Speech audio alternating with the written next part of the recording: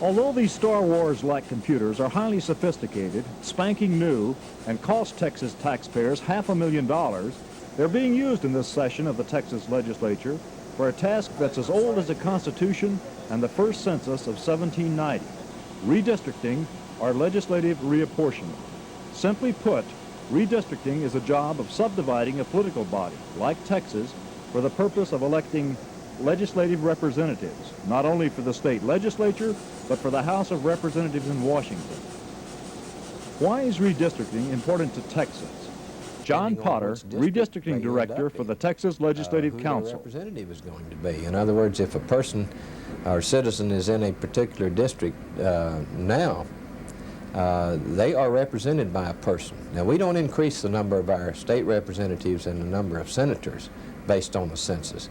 We just adjust the lines to make the population come into equality.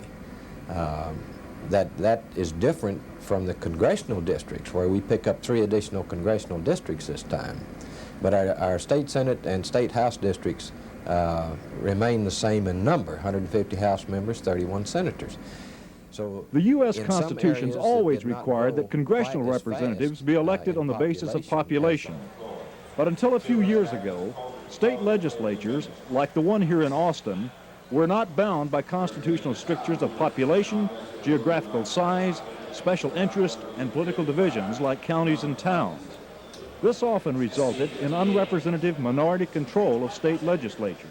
For instance, when Texas had its last redistricting 10 years ago, that redistricting was shaped basically by white, middle-aged, conservative male Democrats. And those 1971 redistricting bills passed by the Texas legislature were designed to elect friends of House Speaker Gus Mutcher and defeat his enemies.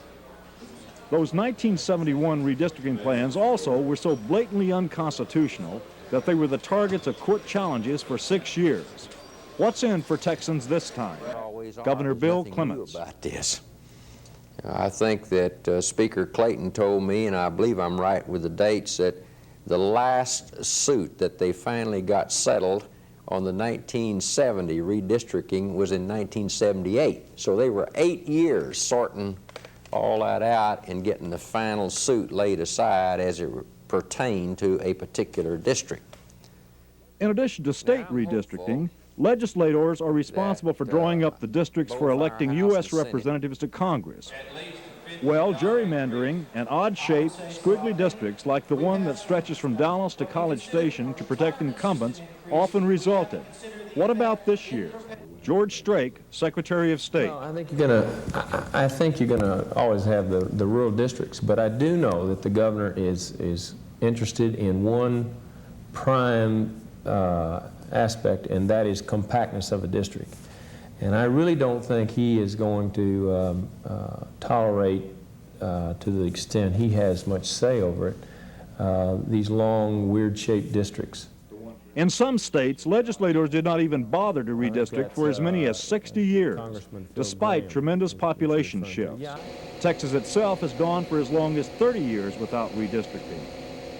Consequently, in 1962, the U.S. Supreme Court ruled that a voter could challenge redistricting on the grounds it violated the 14th Amendment, and suits were brought in as many as 34 states.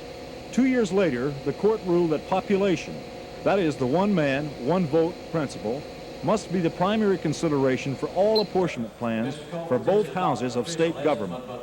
This is Bill Anderson in the state capital of Austin.